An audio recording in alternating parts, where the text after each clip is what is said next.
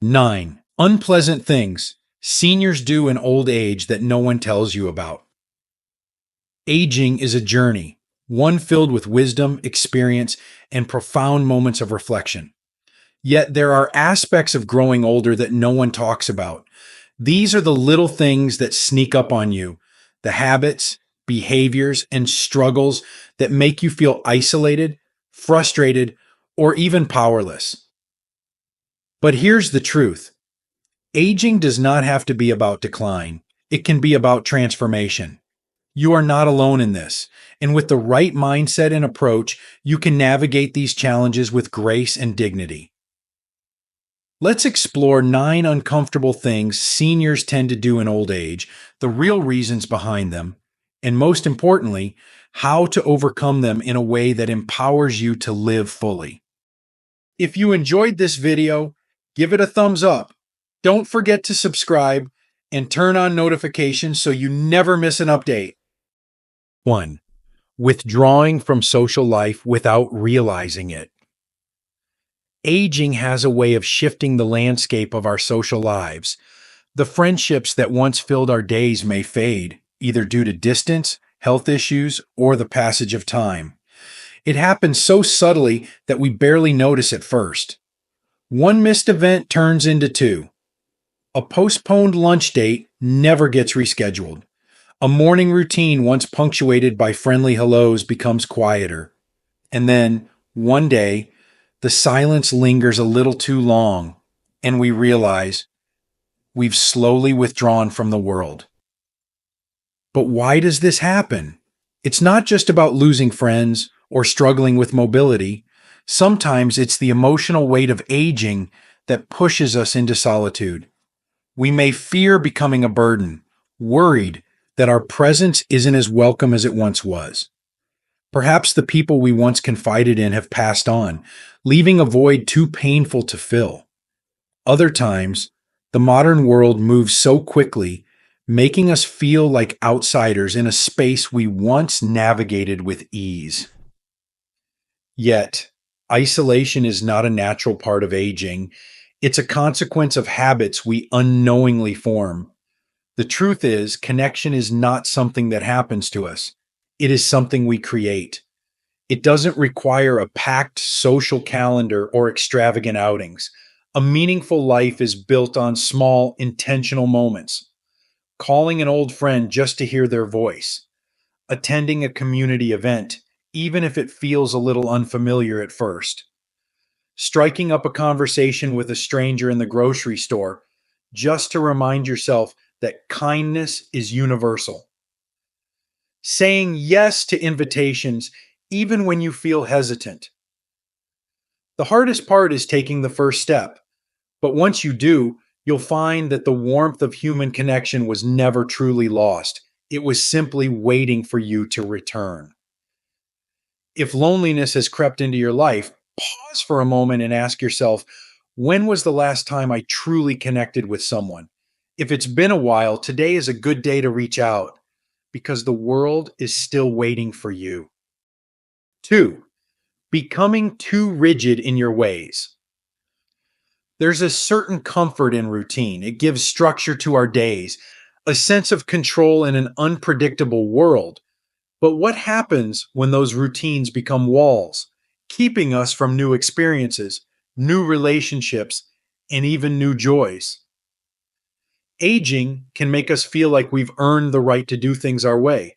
And of course, we have.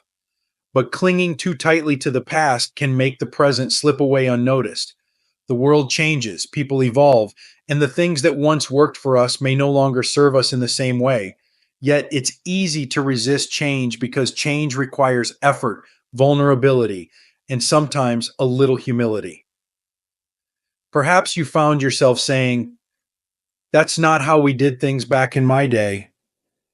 I don't need to try anything new at this stage of life. There's no point in changing now." But what if change wasn't about losing who you are, but expanding who you can become? What if being open to something new didn't mean abandoning the past, but rather enhancing your present? There's a quiet kind of bravery in allowing yourself to grow at any age. It could be as simple as trying a new type of food, listening to a different style of music, or learning to use a new piece of technology.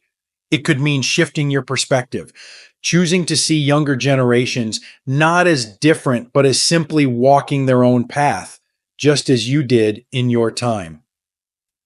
The more we resist change, the more we shrink into a smaller version of ourselves. But curiosity keeps the mind young.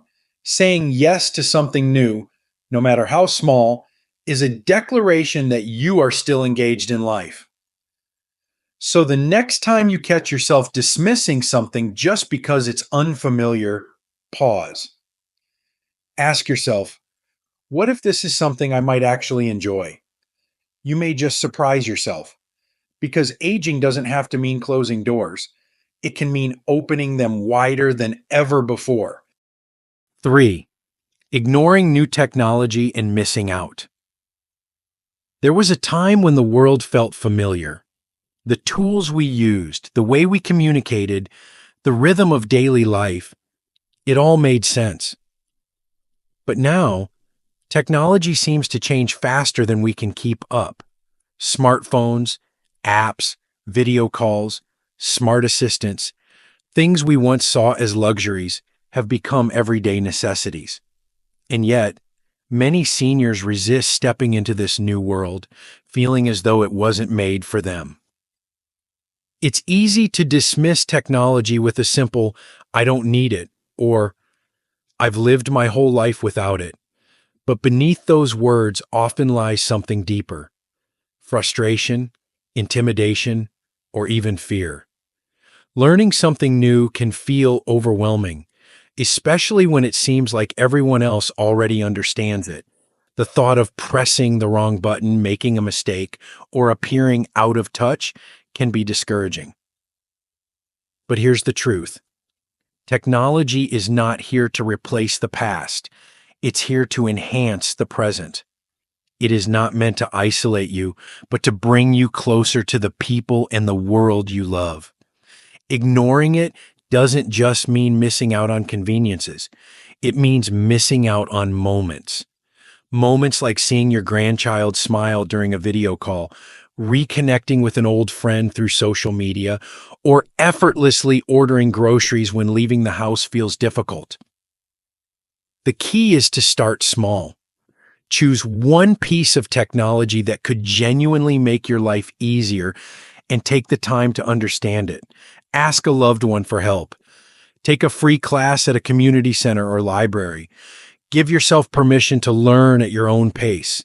And most importantly, don't let embarrassment stop you. No one is born knowing how to use these tools. Everyone learns, one step at a time. You've adapted to changes your entire life. Why stop now? Embracing technology is not about keeping up with the younger generation. It's about staying connected to the life you love. It's about reminding yourself that growth doesn't stop just because we age. It's about proving that curiosity, resilience, and the ability to learn are not limited by time. So the next time you hesitate to try something new, ask yourself, is it really too late? Or am I just afraid of feeling uncomfortable? Because on the other side of that discomfort lies something incredible: opportunity, connection, and a world that still has so much to offer you. 4. Neglecting self-care because it's not a priority. There was a time when you took great care of yourself. You dressed with purpose, carried yourself with confidence, and made time for the little things that made you feel good. But somewhere along the way, as the years passed, self-care began to feel like an afterthought. Maybe it started with skipping a routine here or there, putting off a haircut, wearing the same comfortable clothes every day, not bothering with small indulgences like a favorite fragrance or a well-prepared meal. It happened slowly, almost without notice. Until one day, you look in the mirror and wonder, when did I stop treating myself with the same kindness and attention I once did? The truth is, self-care is not about vanity. It's about dignity. It's about honoring yourself, your body, and your worth. Too often, seniors neglect self-care because they believe it doesn't matter anymore. They think, what's the point? Who's going to notice? But the most important person who will notice is you. When you stop caring for yourself, it's not just about appearance. It affects your confidence, your mood, and even your health. Taking care of yourself is a way of reminding the world and yourself that you are still here, that you still matter, and that your well-being is just as important today as it was in your youth. Self-care doesn't have to be complicated or expensive. It can be as simple as taking the time to get dressed in something that makes you feel good, keeping up with grooming habits, staying active, or engaging in activities that bring you joy. It's about nourishing yourself physically, emotionally, and mentally. It's about choosing to live fully rather than merely exist. So, if you've fallen into the habit of neglecting yourself, pause and ask, if I don't take care of myself, who will? You are still worthy of love, care, and attention, especially from yourself.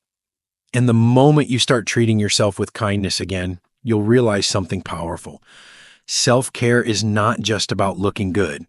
It's about feeling alive. 5. Saying no to help even when you need it.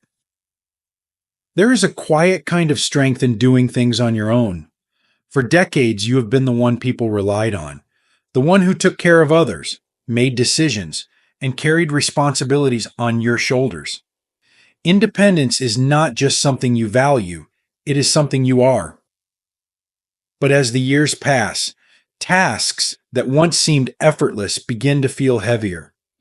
Carrying groceries up the stairs, driving at night, reaching for something on a high shelf, these simple acts now take more energy, more caution. And yet, when someone offers help, the instinct is often to refuse. I can do it myself. I don't want to be a burden. I'm fine. But are you? Saying no to help isn't always about the task itself.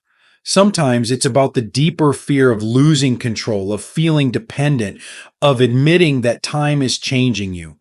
Accepting help can feel like acknowledging a vulnerability you don't want to face. But here's the truth. Accepting help does not make you weak. It makes you wise. It means recognizing that life is not meant to be carried alone. It means allowing the people who love you to give back, to show their care in ways they've always wanted to. Think about how many times in your life you have helped others. Did you ever think of them as a burden? Of course not. You helped because you loved them, because you wanted to, because being there for someone is a gift. Why then would you deny that gift to others? Accepting help does not mean surrendering your independence. It simply means adapting, finding new ways to move through life with support instead of struggle. It means learning that strength is not in doing everything alone, but in knowing when to lean on others. So the next time someone offers to assist you, don't say no out of pride or habit. Instead, try something different. Say yes. Let someone carry that bag for you. Let them open that jar, drive you to an appointment, walk alongside you, not because you can't do it, but because you don't have to do it alone. There is a quiet kind of strength in knowing when to say yes. 6. Letting fear hold you back from new experiences. Fear is a tricky thing. It whispers in your ear, telling you that you are too old, too slow, too set in your ways to try something new. It convinces you that stepping outside of your comfort zone is dangerous, that it's better to stick to what is familiar, predictable, safe. And so, without even realizing it, you stop reaching for new experiences. You hesitate when invited somewhere new. You avoid learning things that feel unfamiliar. You tell yourself, that's not for me. But deep down, is that really true? At every stage of life, fear tries to keep us small. When we were young, It told us not to take risks, not to chase dreams, not to step too far from home. But we did it anyway. We pursued careers, raised families, built lives from moments of courage. Why should that courage end now? The truth is, life is still meant to be lived. The joy of discovering something new does not expire with age. Whether it's trying a new type of food, traveling to a place you've never been, picking up a hobby you once loved, or simply saying yes to an invitation, every small act of openness keeps your spirit alive. Think about this. How many experiences have you already missed because fear told you it wasn't for you? How many memories could have been made if you had simply said yes? Fear shrinks life, but curiosity expands it. You do not have to do something extreme. You don't have to skydive or learn a new language overnight, but you can take small steps toward openness. Ask yourself, what is one new thing I can do today that I would normally avoid? And then do it. Because on the other side of that fear is something beautiful, a life that is still rich with possibility. And you deserve to experience every bit of it. 7. Holding on to past grudges instead of letting go. The past has a way of clinging to us, like old letters stored in a forgotten drawer, some filled with warmth, others with words we wish had never been spoken. Over the years, we collect hurts, disappointments, and betrayals, replaying them in our minds like an old film. The sharp words of a family member, the friend who drifted away, the mistake we can't forgive ourselves for, all these things settle deep within us, shaping the way we see the world. At first, holding on to these grudges feels like self-protection. We convince ourselves that remembering the pain keeps us from being hurt again. But in truth, grudges do not guard us. They bind us. They weigh down our hearts, steal our joy, and create distance between us and the people who might still love us if only we let them. But here is something no one tells you about growing older. Time is too precious to waste on resentment. The days ahead are fewer than the ones behind, and spending them carrying old wounds only makes the journey heavier. Forgiveness is not about excusing what happened. It is not about pretending that pain did not exist. It is about freeing yourself, letting go so that you can move forward without the burden of anger. Start small. Think of someone whose name, when spoken, still stirs something unresolved in you. Ask yourself, is holding on to this pain making my life better? If the answer is no, take the first step toward releasing it. Maybe it's a letter you'll never send. Maybe it's a whispered prayer. Maybe it's simply deciding that today I will no longer carry this with me. Because in the end, peace is not something given to us. It is something we choose. And you deserve peace more than you deserve to hold on to an old hurt. 8. Becoming too critical of younger generations. There is a moment in life when you begin to feel like the world is moving too fast, shifting into something unfamiliar. You see younger people making choices you don't understand. How they dress, how they speak, how they work, even how they raise their children. And without meaning to, frustration creeps in. They don't do things the way we did. They have it so easy. They don't respect traditions anymore.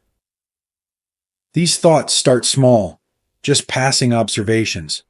But over time, they harden into something else, judgment. And judgment, when left unchecked, creates distance between generations, between family members, between you and the world that is still evolving around you. But here's a truth we often forget. Every generation has been misunderstood by the one before it. Think back to when you were young. Weren't there moments when your parents or elders shook their heads at your choices?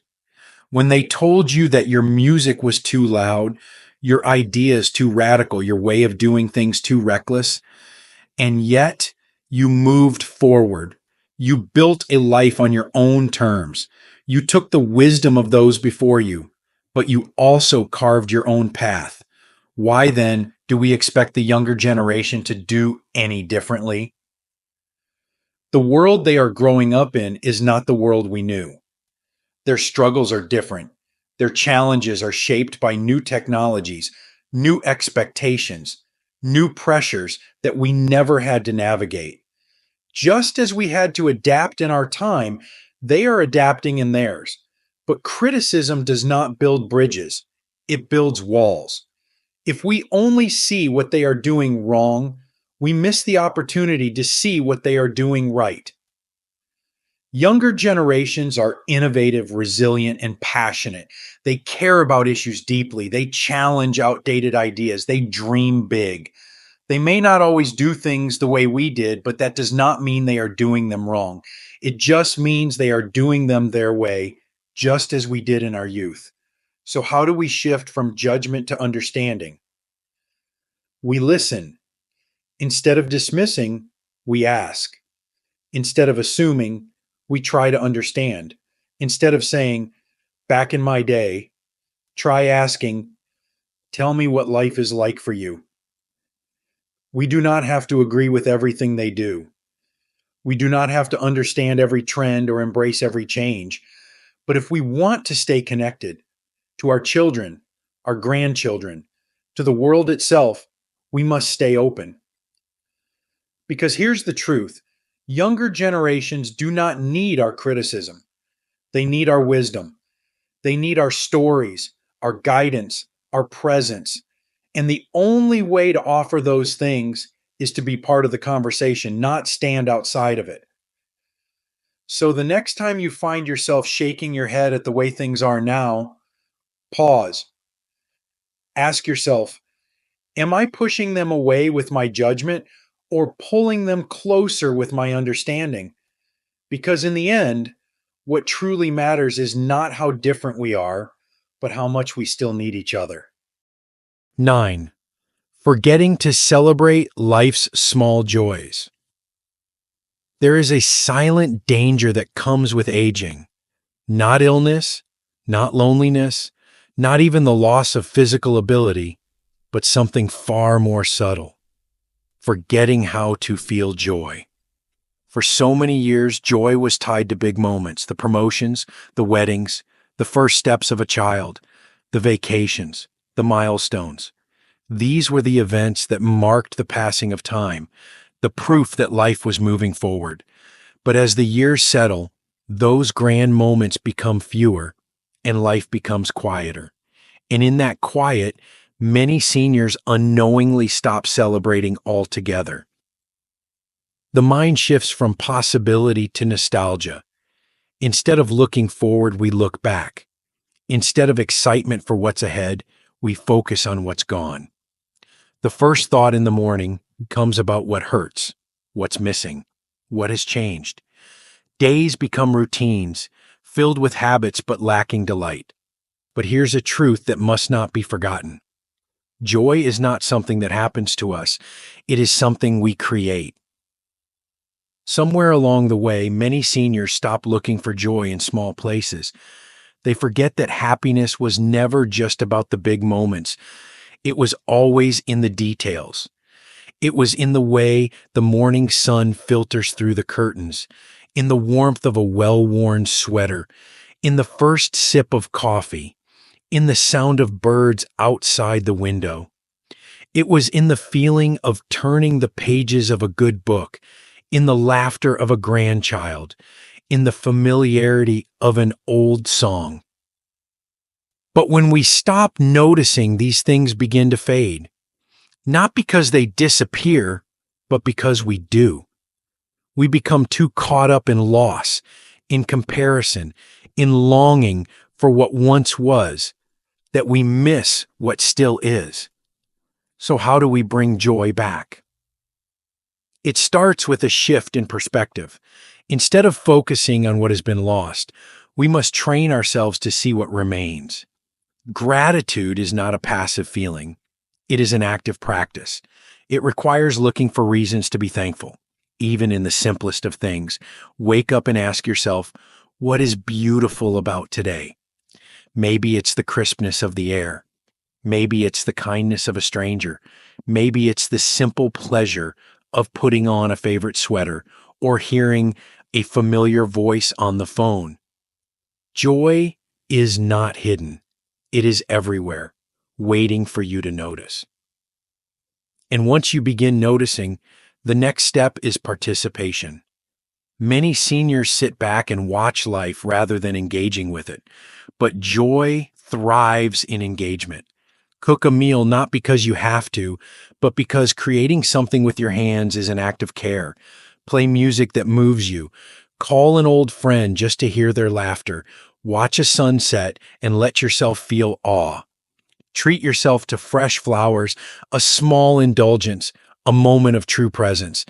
The reason so many people feel like joy disappears with age is because they stop choosing it. But life is still happening. It is still unfolding around you, and you are still in it. So celebrate the small things, not because you have to, but because you deserve to. Because the beauty of life never stopped. It's just waiting for you to open your eyes and see it again.